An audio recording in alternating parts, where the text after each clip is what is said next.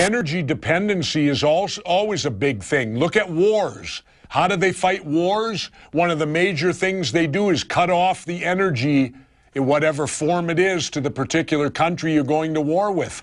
We did it with the Japanese in World War II.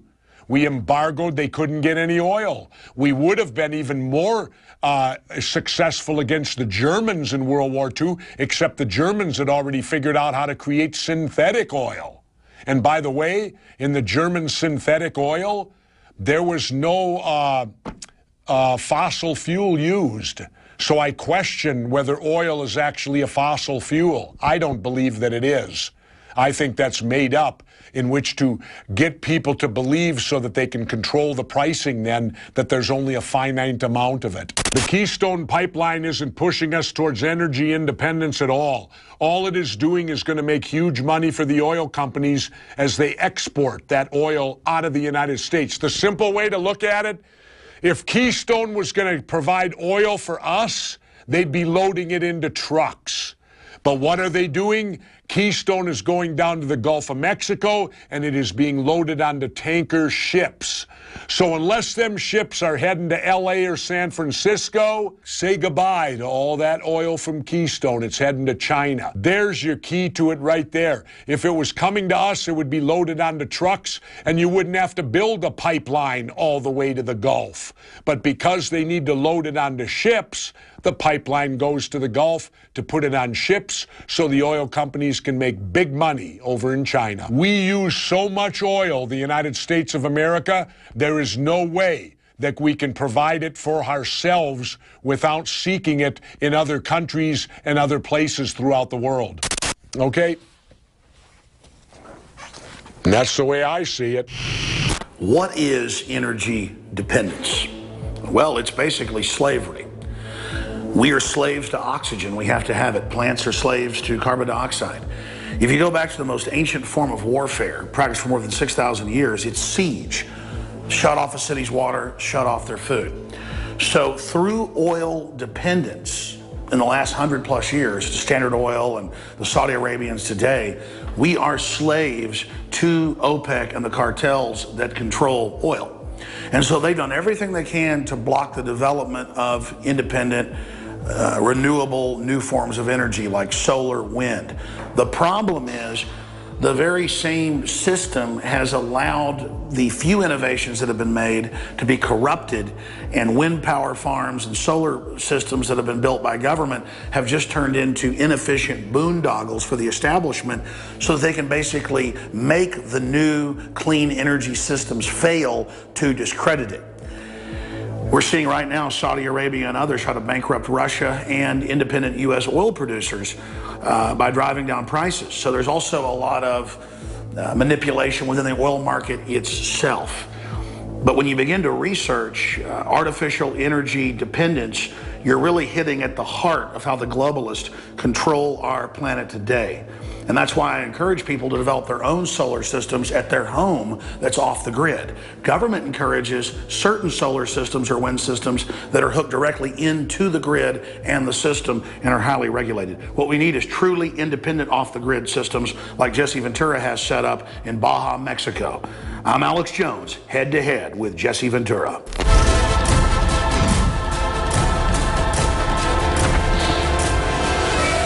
I think that really turned out well, and we've got Jesse Ventura joining us for the next 50 minutes or so live from Baja, Mexico. Amazing Skype connection, despite the fact that he's down there, and he's got some amazing stories to tell. But his crew had the idea that periodically, every month or so, Jesse will tape 2 minutes. He did it in one take. I did mine in one take as well, exactly 2 minutes. And then we sandwich them together. And I think we pretty much agreed from different angles on that piece. Jesse was just saying during the break, he thinks it'll be a real debate when we talk about illegal immigration. In fact, we can probably not save that for that. We can debate that today here as well. But we're going to cover the waterfront with Jesse. You can find this piece. It airs over at aura.tv/offthegrid or twitter.com/govjventura.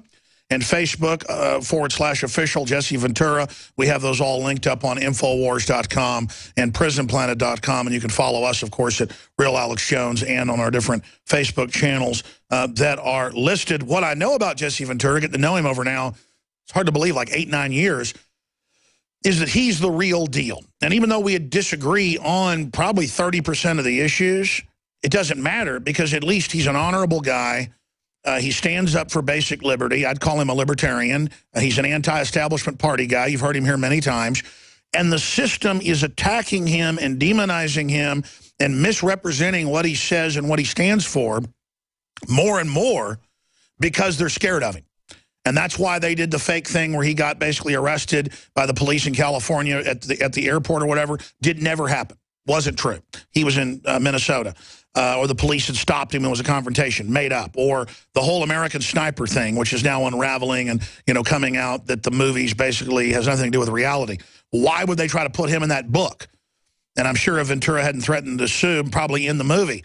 It's because the establishment is really going after him and anybody else that they know they don't control. Because Jesse Ventura, and then we're going to get to all the issues with him, but for new listeners, we have a lot of new affiliates. I know he's being demonized and attacked. Wouldn't go for the war when he had a top-rated show back when MSNBC had tens of millions of viewers. So for 3 years, he was gagged from speaking and played out his contract. And of course, Donahue had some of the top ratings in cable. And they fired him because he wouldn't go along with the war. So that's why I admire Jesse Ventura, is because he wouldn't sell out to the establishment. And he's a maverick just like Infowars is. And that's the spirit of what we try to do here. But overall, I don't think you'd seen that head-to-head piece yet. You just heard it, Jesse. What'd you think of it? I think it worked very well, Alex. You know, we both made our points. Like you said, we came at it from slightly different angles. But I think we both realize the importance of energy independence and that we have to achieve it. And what I've been pushing people very hard on is the fact that oil is old energy. Oil is old. We need to start looking new. We need to start looking beyond. I remember when I met with the scientist John Hutchinson, and he looked at me at the end of our meeting and he said something to me. He said, "Do you really believe that scientists like me since 1945 haven't discovered anything beyond the jet engine?" And I looked at him and said, "No, John, I would think in 50 years of time, you have discovered something better than the jet engine." I remember John smiled and said, "How long do you think it would take to go to New York to LA if you didn't have to deal with gravity?" And just smiled at me. And the point I'm making, Alex, is that we need to start looking to the future. Enough of this oil stuff. Oil is old news. It's energy new. It's let's move into the new century with a new outlook on energy and start putting our resources towards finding it. Let's get into energy first, because we know that, I remember in the 70s, Chevy had a carburetor that would get you 100 miles to the gallon. I know that the SR-71 Blackbird, in service in 1951, they still say is the fastest airplane in the world, when, as you said, the Germans invented jets, the Nazis did, in 1943.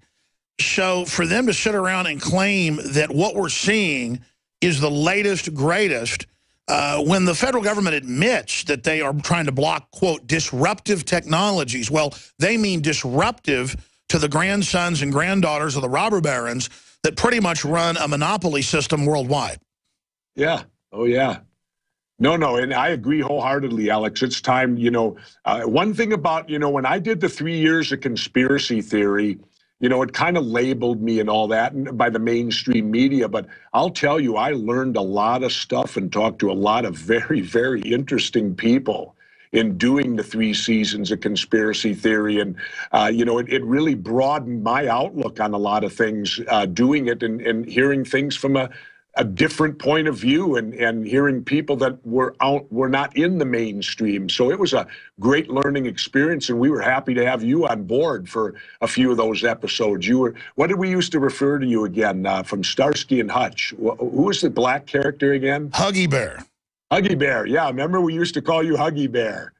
Well, I really enjoy doing the show as well, and it didn't matter it got top ratings. They actually censored some of the more hardcore episodes that dealt with continuity of government. Now they admit plans for civil unrest. Now, just in the last 3 years since that episode aired on the police state, they admit the surveillance grid. They admit the threat fusion centers are federalization spy centers. They admit that they're training for gun confiscation. They admit that they're set up an internet kill switch, a Wall Street Journal, from internet to ObamaNet. So do you feel vindicated, A, and then B, well, Jesse, why do you think so much is coming out now? Alex, I kind of want people to refer to me now as the prophet. Well, yeah, well, sure. I guess we've all been warning people. I mean, I got to laugh because the very things. How about the redacted stuff on 9/11? I remember going through utter hell because I was questioning there had to be more to 9/11. You went to Congress, you pointed out the Saudi connection, you talked to the experts. Absolutely, that 9/11 episode is incredible, and now it's all just out in the open. Yeah, now it's in the open, and everything that we were saying back then is coming to be the truth. How about the places when they took me to Kansas?